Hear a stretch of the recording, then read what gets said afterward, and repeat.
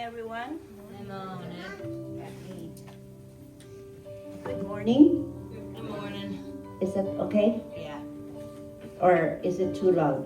You're too loud, guys. Is it okay? Good. Good. Good? Good. Yeah, I think you need to. Yeah, just find The other one. the other. Yeah. Hello, Jaden. Praise God. And Ciara and Marian, of course. So happy to see all of you today. And you're not working today. Praise God.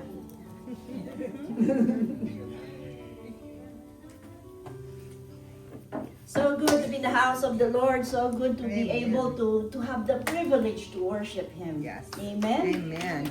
Anybody? Yes, amen. Anybody have a word from the Lord or testimony? What has the, yes, Julia. 3 days pain free. Hallelujah. Praise the Lord. Nancy, Yes. Praise God. Praise God. amen. Praise God. Anybody else? Yes, David. So last Sunday after church, I took a walk, Mm-hmm. quite a walk, but about halfway through the walk, my right hip started hurting so bad. I was like, man, I hope I can get home. And I stopped and I put my hand on my right hip and I prayed. And I'm gonna tell you, the pain went away. Praise Amen. God. God's still in the business of healing. That's Amen. right. Amen. Anybody else? Yes, Pansy. My voice, man. Yes, Wally's here. Welcome, Wally.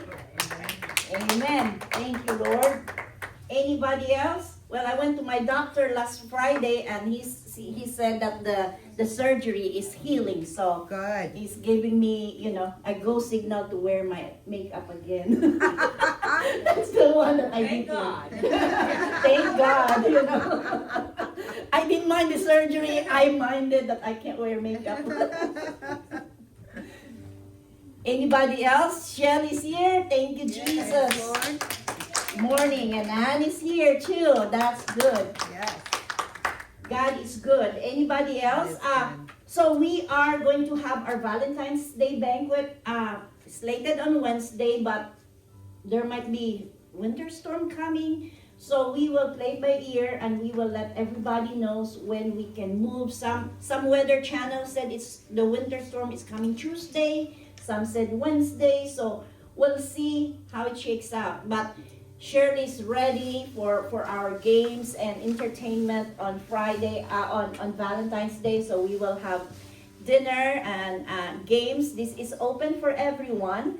So every single and couple, everybody's invited. So please do come. We'll make an determination later on depending on the weather. You know that if it's not a storm, it's just snow, we still come. Unless, it's storm, you know us. We don't cancel anything. Unless it's very necessary. Okay, so let's get ready to give our tithes and offering. Danielle is doing it today. Yeah, I heard. Are you hurt? Yeah. Prepare your hearts to give. Lord, thank you for being our provider, Lord, and thank you for blessing us with everything we have. As we bring our tithes and offerings before you today, we give this to you, Lord, with grateful hearts, knowing that everything comes from you. Lord, we pray that you will bless and multiply these gifts. Bless the giver, Lord, and bless these gifts, Lord, that we may be able to use this for the work of your kingdom, that we will reach the lost and heal the sick and advance the gospel. Bless everybody here in this today, Lord, according to your riches and glory. We declare that we did not give this out of obligation, but we give this out of our joy and faith and obedience to your word. In Jesus' name we pray. Amen. Amen. Thank you, Lord.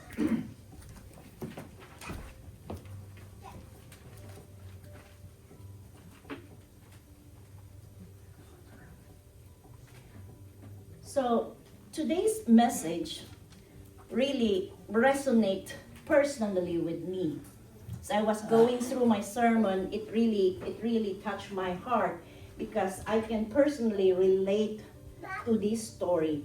So so please all read with me the story of Jairus' daughter. This story is found in the 3 synoptic gospels of Matthew, Mark, and Luke. But today I would use the version from Luke. So please open your Bible to Luke chapter 8. We'll begin in verse 41. Luke chapter 8, beginning in verse 40. Verse 40.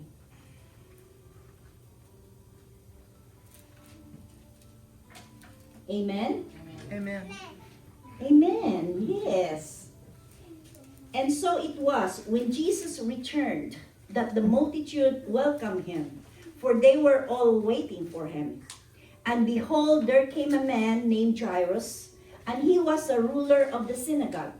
And he fell down at Jesus' feet and begged him to come to his house, for he had an only daughter, about 12 years of age, and she was dying.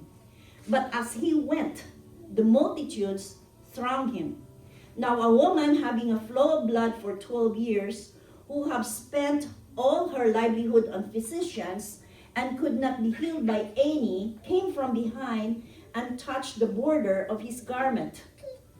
And immediately her flow of blood stopped. And then let's go to verse 48, because I'm not preaching about the woman with the issue of blood. And he said to her, "Daughter, be of good cheer. Your faith has made you well. Go in peace." Next, verse 49. While he was still speaking, someone came from the ruler of the synagogue's house, saying to him, "Your daughter is dead. Do not trouble the teacher."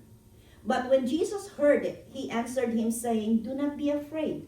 Only believe, and she will be made well." When he came into the house of Jairus, he permitted no one to go in except Peter, James, and John, and the father and the mother of the girl. Now all wept and mourned for her, but he said, "Do not weep. She is not dead, but sleeping." And they ridiculed him, knowing that she was dead. But he put them all outside, took her by the hand, and called, saying, "Little girl, arise." Then her spirit returned, and she arose immediately. And he commanded that she be given something to eat. And her parents were astonished, but he charged them to tell no one what had happened. Amen? Amen. Amen. So Jairus, this is one of the popular stories in the Bible. So Jairus is the ruler of the synagogue. What is a synagogue?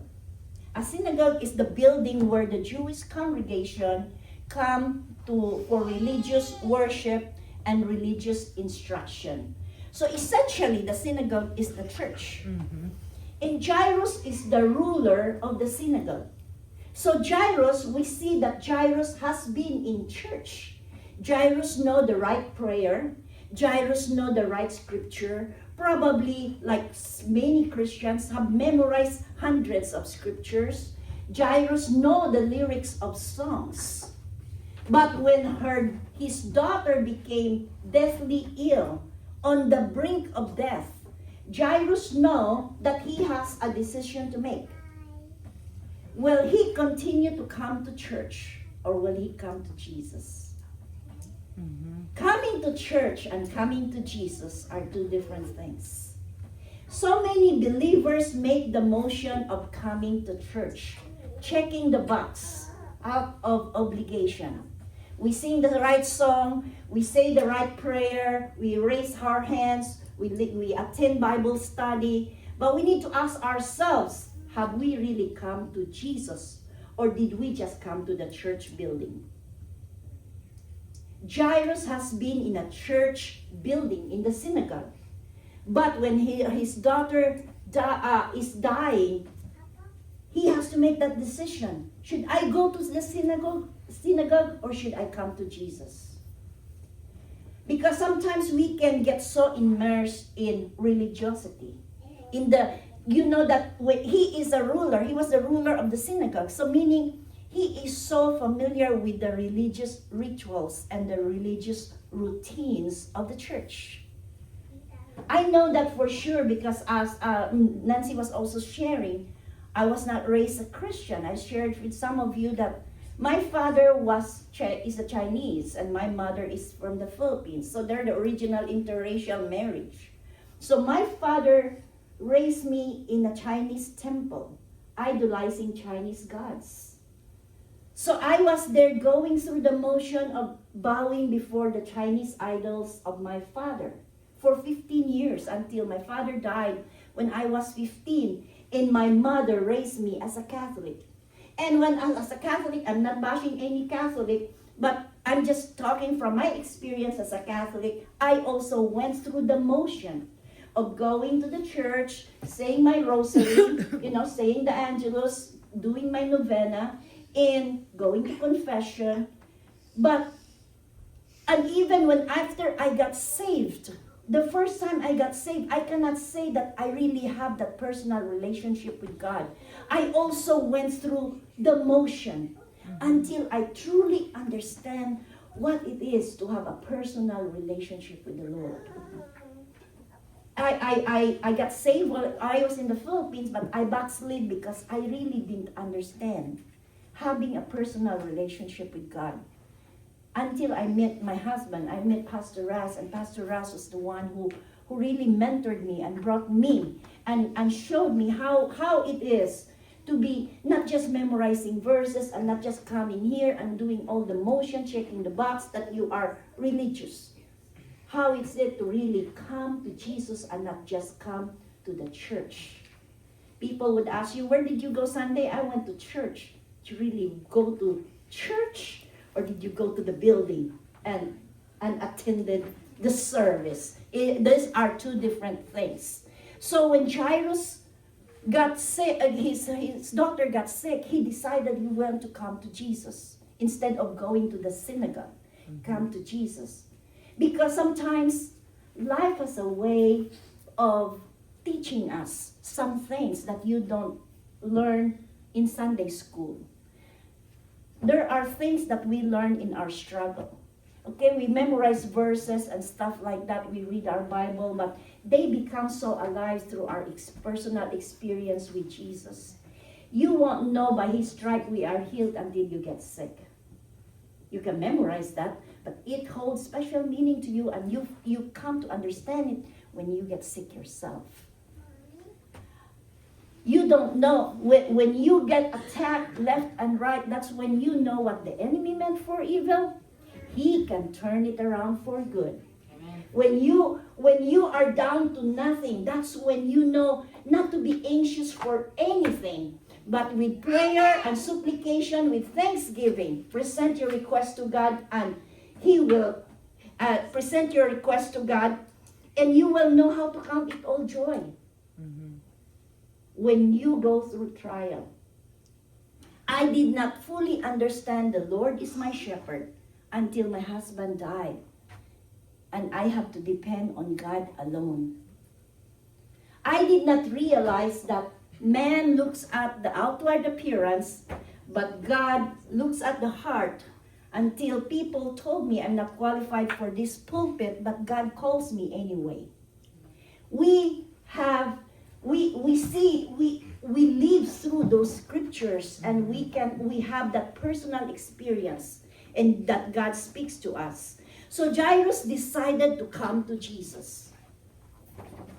When you can decide that you want to come to Jesus instead of coming to the church building, what do you need to do? So let's look at what Jairus did. When he came to Jesus, he did not come just saying, "Hey Jesus, can you come to my house and heal my daughter?"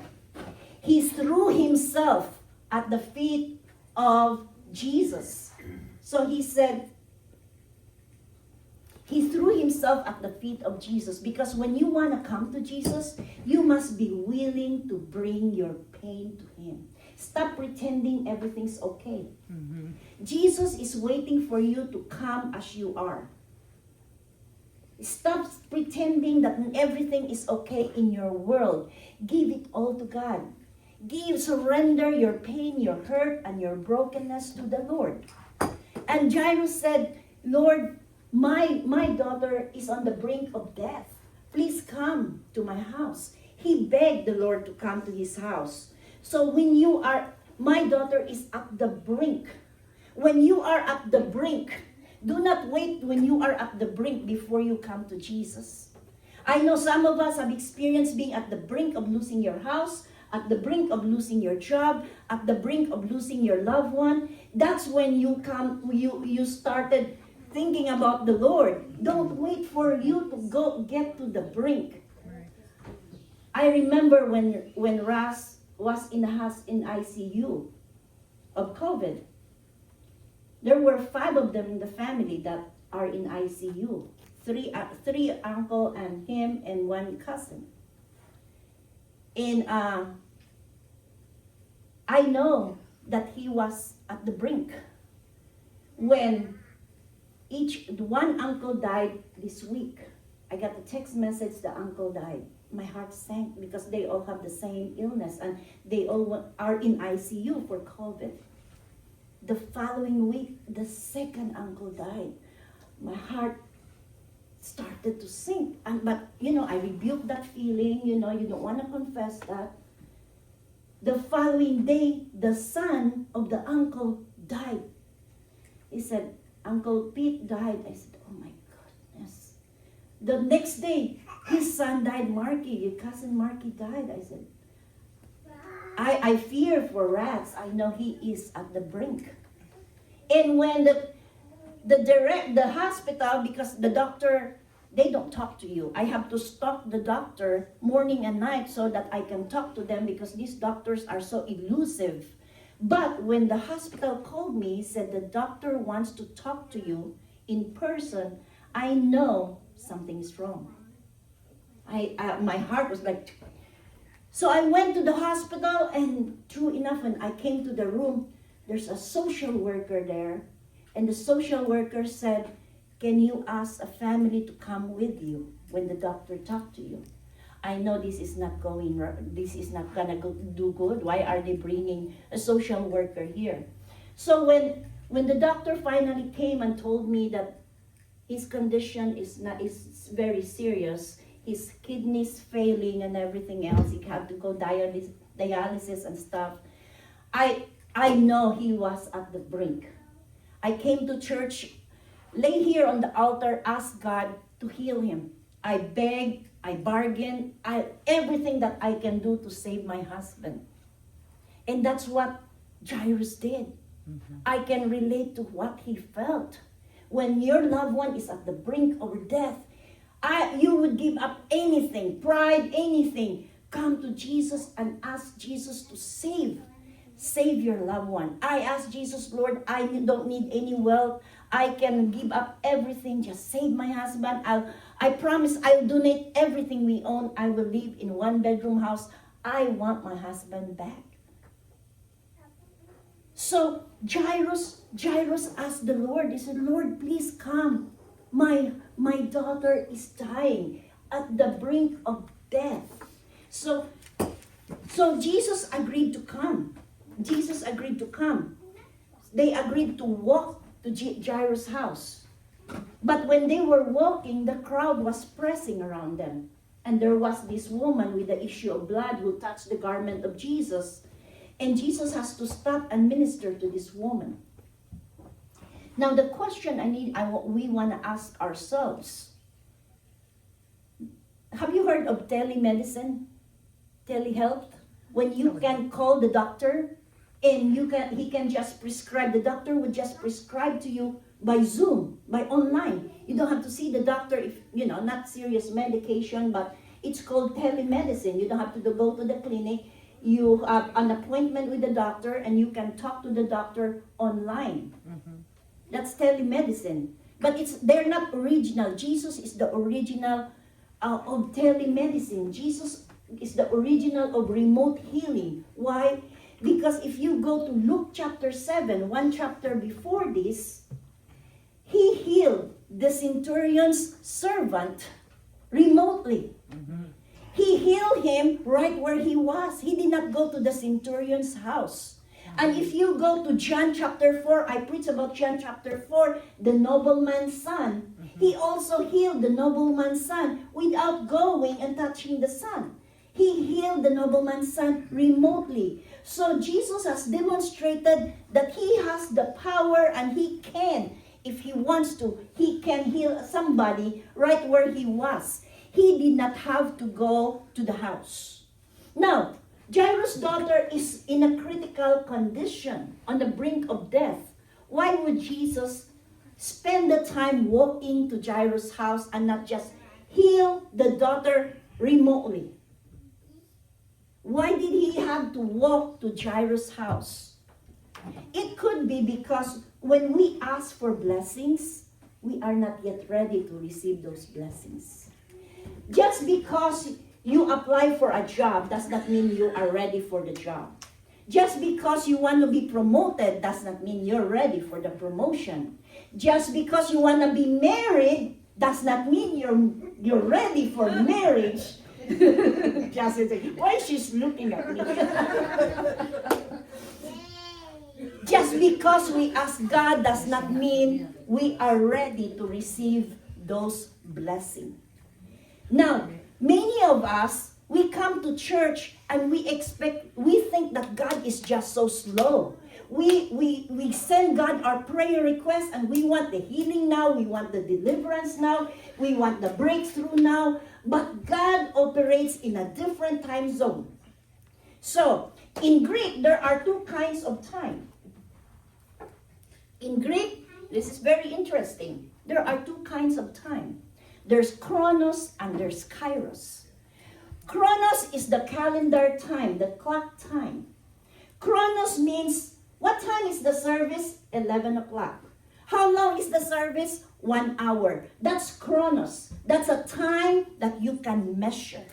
So when they were walking to the Jairus' house, Jairus must be counting the time. Jesus, please walk faster. You know, how long will we get there? He must be counting his chronos. But our eternal God is not pressed for time. He has no beginning and he has no end. God is looking at his kairos. Kairos means the opportune time, the right time for God to move, your divine time, your appointed time when God can bless you. It could be that while they were walking to his house, Jairus is operating on the chronos. He's counting the seconds when they would get to the house because my daughter is critical condition. But it could be that God was watching his kairos. When is the opportune time for him to be blessed? Amen? Amen. When Pastor Russ died, we didn't have a pastor for 1.5 years. We just have a service, but we don't have a pastor. And I was counting the months, the years, when God will send us a new leader, a new pastor. Been praying for God to send somebody. And he did not make it to our 2nd anniversary. When we celebrated our 2nd anniversary, I was praising the Lord that we reached another milestone. When we celebrated our 3rd anniversary, I praised God for another milestone. I was counting the number of service, the number of months that we continue to exist and serve his kingdom without a pastor. But little did I know that I was the one called to do this. But God was waiting for my kairos. God was waiting for the opportune time for me to be ready. Because if I had come in not the right time, I might have served for the wrong reason. It took me 1.5 years to realize that I was the one called. It took me 1.5 years to accept that calling. And because maybe God waited 1.5 years because maybe he wants me to be ready. God wants me, waited 1.5 years, he wants me to just overcome my grief. So I won't accept this position just because I grieve for my husband. Maybe he wants to see me being committed to this. He wants to see me crucify my flesh. Because as I told you, I come from a finance background. I deal in a corporate world where people, executives are high and mighty. And for God to call me to become a servant here and serve in Sullivan, one of the poorest communities in Indiana actually, I have to crucify my flesh. Maybe God in 1.5 years waited for me to clear my heads of all kinds of plans that I have. Because when Pastor Russ died, I look at all my options as a widow, as a single woman. Shut down the church. I could just be a member of another church, pay my tithes over there. I could go back to the Philippines. I have several options. Or I could drown my sorrow in alcohol, go partying, go look for another boyfriend or whatever to drown my sorrow. There's so many options available for me. And God waited for my kairos to happen for me to get ready to do this. Amen. Amen? So, we operate sometimes, we operate on a chrono. We always operate on chronos. That's why we get so impatient with God. Because once we present our prayer, I presented my prayer February 9. It's already February 15. God still haven't answered. Maybe it's not your kairos yet. Maybe it's not your opportune time yet. It's not the divine or appointed time for God to bless you with what you were asking for. So many people believe they have a calling. So many people believe they can be a pastor. And they get frustrated because doors didn't open. Because it's not your kairos yet. We got to wait for God will give it to you in your appointed time, in your opportune time. Amen? Amen. Amen. So while they were walking, so this woman with the issue of blood touched Jesus' garment, and Jesus has to stop and minister to this woman. The woman got healed. But Jesus was taking his time. Members of his household, Jairus' household, came and said, "I'm sorry, your daughter is dead. Do not trouble the teacher anymore. It's too late. The daughter is dead. Do not trouble the teacher anymore." So Jairus came to Jesus first, asked him, "Come, please come, heal my daughter." But Jesus took his time and healed somebody else, the woman. As a result, they got delayed and now the daughter is dead. If you were Jairus, how would you react to that? Many people would be mad at Jesus, disappointed with Jesus, and Jairus could turn around and said, "I'm going home. This Jesus thing's not working for me." Just like I can relate to that, because when I beg and bargain for God to heal my husband, he still died. It was a big blow. It was a challenge to my faith. It was a challenge to my faith. And just like many people said, "Do not trouble the teacher anymore. It's over." I have that same thought too. I said, "It's over." People told me, "Just shut down the church." I said, "We don't have a pastor. Just shut the church down. It's not your calling." He was the one called. And he's dead. You don't have an obligation to keep it going. Don't trouble the teacher anymore. And I have an option to turn around and say, "This Jesus thing's not working for me." And just like Jairus, there was the homeless guy, remember, that got into an accident. He was homeless, drug addict, no purpose in life. God healed him. I said, "Lord, why did you heal that guy? He has no purpose in life. And then you didn't heal my husband when he was serving you. He could have brought more souls into your kingdom. Why? For 6 months, I got all kinds of why. I ask God questions every day I don't understand. But just like Jairus, I am glad I continue walking with the Lord. I am glad I did not go the other route. So Jairus, when people said, when the member of his household came and said, Your daughter's dead. Don't trouble the teacher. He did not turn around and said, bye, Jesus. It's over. He continued walking with Jesus to his house. He didn't turn around. So when you want to serve the Lord, when you want to follow the Lord, you must be willing to continue walking even past the point of death. You must be willing to continue walking even after the door is closed. Even after you got that rejection letter from HR. Even after the funeral of your husband. You got to continue walking with the Lord. Amen? Amen. So, Jesus, they said that he kept walking with Jesus. That's faith. That is real faith. You can see real faith when you continue your walk with God in spite of what happened.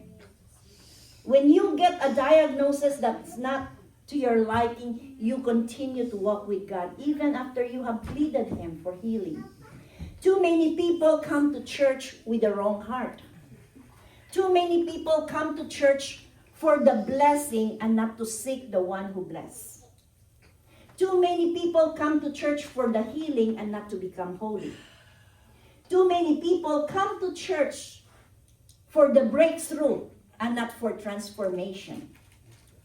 And when those you seek, the healing, the blessing, the breakthrough did not happen, that's when you become discouraged. That's when people stop coming to church. They become disappointed with God because they're looking for that healing, that blessing, that breakthrough, instead of coming with that right heart, seeking the blesser, seeking the one who bless, and seeking to be transformed by the power of the gospel. That's what people, when you continue walking with Lord, that's what we have to come to church for. After they say that you have to stop walking with the Lord because your daughter is dead, do not trouble the teacher anymore. That's when people tell you that you say they're just like Will and Caitlin. We prayed for them, but they went to jail anyway. Right? If their faith is not right, if their heart is not right, they would have been discouraged already. Those prayers did not work. But when people tell you, do not bother the teacher anymore, do not bother Jesus, you have to tell them, for I know the plans I have for you. Plans to prosper you and not to harm you. And to give you hope and a future. God has plans for all of us. Amen? Amen. But the good news of this story is that Jairus' story did not end in death.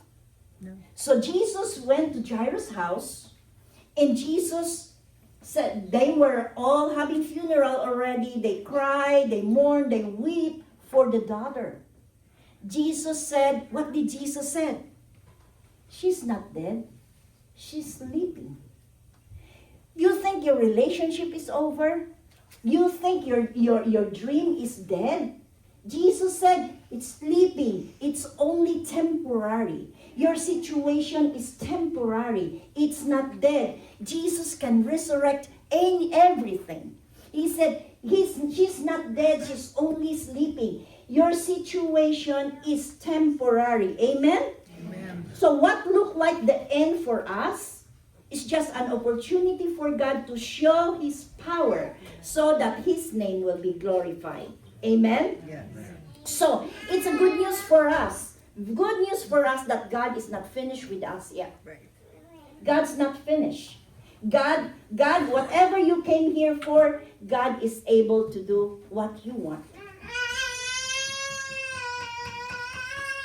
Okay, Marianne?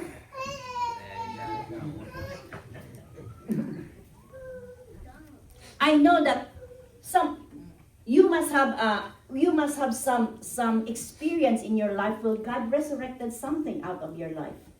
You think that bank account is dead? Now it's full. You think where before you used to be a renter, now you're a homeowner, not just a homeowner but a landlord. Because God said when He healed Jairus' daughter, He said, give her something to eat and do not tell anyone. How can you not tell anyone you saw her dead and now you saw her walking around looking for something to eat? How can you shut everybody's mouth? Because why? When God bless you so good, you don't have to tell anybody. They can see it. When Raz and I came here to Sullivan, we only have $200 in our pocket. We don't have to tell anybody. Everybody can see that God has so blessed us. I don't have to shout. I don't have to say anybody. God can, people can see how God has blessed you. Because when God bless you, your life becomes God's testimony. Amen? Amen. Amen. And so when God has a way of resurrecting something that's dead, He can resurrect your bank account. He can resurrect your dream. You think your granddaughter is beyond repair. He can resurrect that. The granddaughter can come back. The son can come back. You think your drug addict son is hopeless. God can resurrect. Yes. I thought my grandchildren's not coming back here. Never in my wildest imagination would I think my grandkids can come back in the small town of Sullivan after being in the big city of Texas. But I was only asking God to allow me to repair our relationship, that I'll be able to at least see them, visit them, or they would come visit me. But just like Jairus was only asking for healing. But God said, I can do better than that. I cannot just heal, I can resurrect. So God did not just heal, did just heal Jairus' daughter. He resurrected her from death. God did just not allow me to be able to visit my grandchildren. He brought them back. He resurrected what I thought was already dead and finished. I would never thought they would come back. Yesterday, last Friday, I saw my granddaughter becoming champion of spelling bee in her class. And I was so proud of her, but I was just like in awe of what God has done in my life. Looking at her in her old school, in master's class, competing again, and my grandson, God is so good. Never in my wildest imagination would I think that they would be back here. I just thought that they would come visit. If God grant my prayer, I would see them from time to time. But God can resurrect, because why? God can do exceedingly, abundantly, beyond what we can ask or think of. Amen? Amen. Amen. So if you are at the brink, if you are counting your chronos, if you have a prayer request and counting your chronos, if you are waiting for that breakthrough, don't be discouraged. Don't be discouraged. Bring your pain to God. Come to Jesus, not just come to church. Come to Jesus. And when you come to Jesus, bring your pain to God. Be willing to wait. Be willing to wait for your kairos, not just your chronos. Be willing to wait for your appointed or divine time for God to bless you. And continue walking with God even after you think it's over. Mm-hmm. Amen? Amen. Amen. So we have to say, Lord, I'll wait for you. Lord, I will trust you.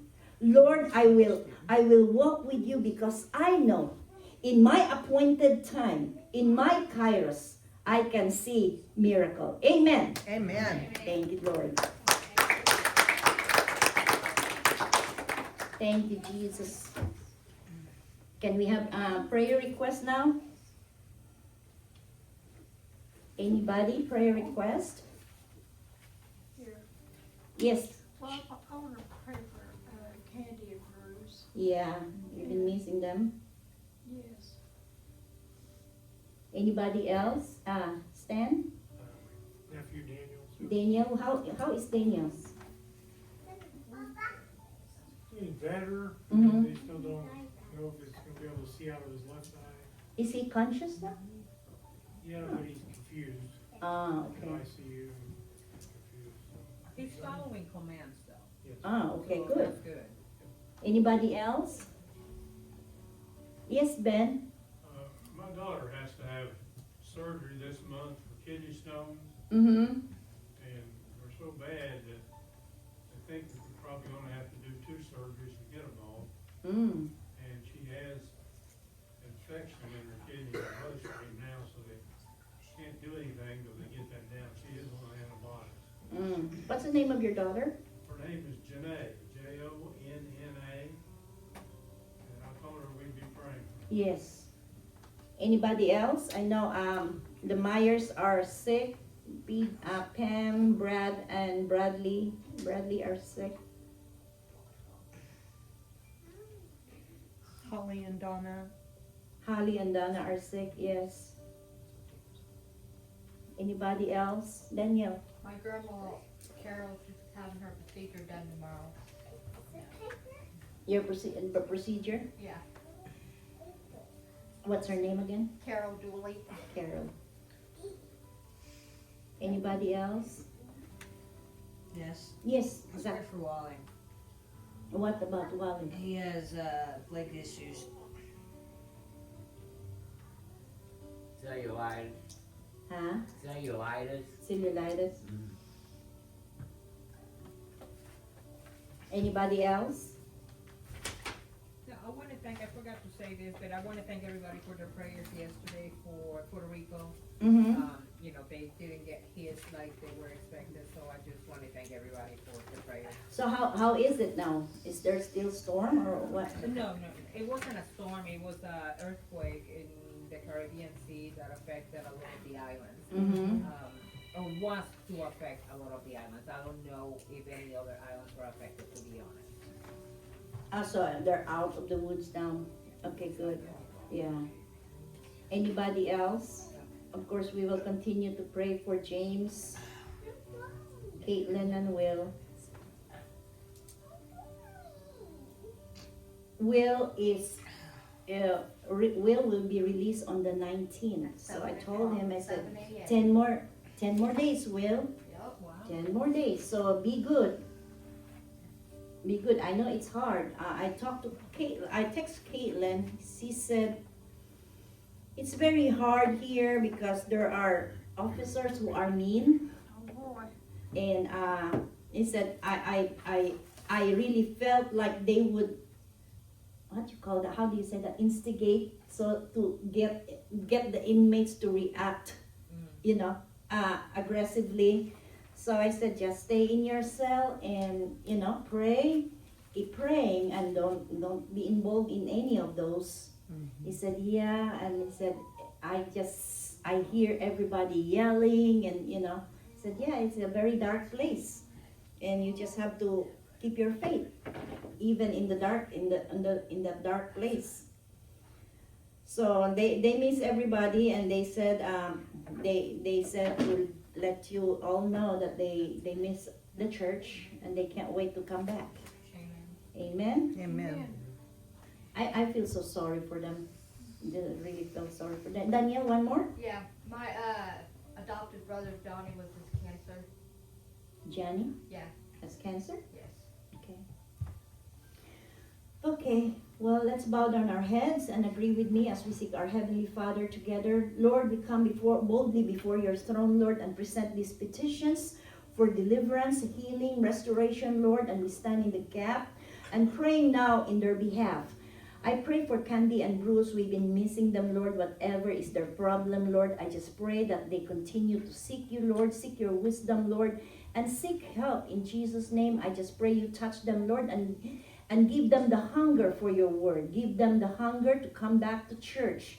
I just pray, Lord, that they will reach out, Lord, and they will continue in their walk with you in Jesus' name. We continue to lift up Daniel to you, Lord, and we thank you, Lord, for the progress, the good progress that he's making, Lord. And I pray, Lord, that you continue to give the doctors, his caregivers, wisdom on the right treatment for him. I know it is a long road ahead for him for recovery, Lord, but nothing is impossible with you. We just pray for complete restoration in his life, for his health, and we pray that he will turn around after this in Jesus' name. I pray for Johnny, Lord, the daughter, Lord, with the kidney stone. I pray for the surgery. I pray for the infection in her bloodstream right now, Lord. I pray for that you will just touch her, Lord. Touch her with your healing hands, Lord. I pray that for this surgery to be successful, Lord. I pray also that you give the doctor, you guide the hands of the doctor, Lord. Guide the hands of the nurses and her caregivers, Lord, that this will be a successful surgery, Lord. That even as we speak, Lord, you are already working in her in Jesus' name. I pray for Pam, Bradley, who are sick today, as well as Holly and Donna. You know what's wrong with their bodies, Lord, and I just lift them up to you, Lord. You are our Jehovah Rapha, Lord. You are our great physician, Lord. We know that you can heal anybody. Nothing is impossible with you, Lord. I just pray continued blessing over their lives in Jesus' name. And I pray also for Grandma Carol's procedure tomorrow, Lord. We pray for a successful procedure in the mighty name of Jesus. And we pray, Lord, for that you will give her peace about this, Lord. And we pray that you provide for her in Jesus' name. We pray for Wally, Lord, for his leg. I pray, Lord, that right now you touch him, Lord. Thank you, Lord, that he comes to church. I pray, Lord, that this is just a fresh beginning, a new beginning for him, Lord, to walk in his faith journey, Lord. I pray that he will continue to come in Jesus' name, and you continue to touch his heart. I pray for our brothers and sisters, James, Caitlin, and Will, who are currently serving their terms, Lord. I pray, Lord, my heart break for them, Lord. It's a dark place that I just pray, Lord, that you continue to protect them, Lord, while they are inside, Lord. Bring your laborers, Lord, to come and minister to them while they are in confinement. I pray, Lord, that they will continue to trust in you and walk with you. We can't wait to see them, Lord, and I pray that you give them favor, Lord, with the authorities, with their cellmates, Lord, that they will not be in any harm. Just continue to protect them, Lord, in Jesus' name. And I pray for the stepbrother Johnny, Lord, who's battling cancer. We rebuke that sickness, Lord. We rebuke cancer, Lord, in Jesus' name. I pray that you will give her the right treatment, Lord, the guidance to see the right doctor, Lord. And I pray that you provide for them through this procedure in Jesus' mighty name. And we thank you, Lord, for the word that's been brought forth today, Lord. We thank you that seeds have been planted, Lord, and we pray, Lord, that you will continue. We will continue to water that seed, Lord, and that we go from this place, as we go from this place, Lord, let your peace go before us. I pray for blessing over the food. I thank you for Sister Shelly, Lord, who provided for the food today. Please bless her mightily. I pray for those who do not have anything, Lord. Bless them also, Lord, in Jesus' name. And everybody say, Amen. Thank you.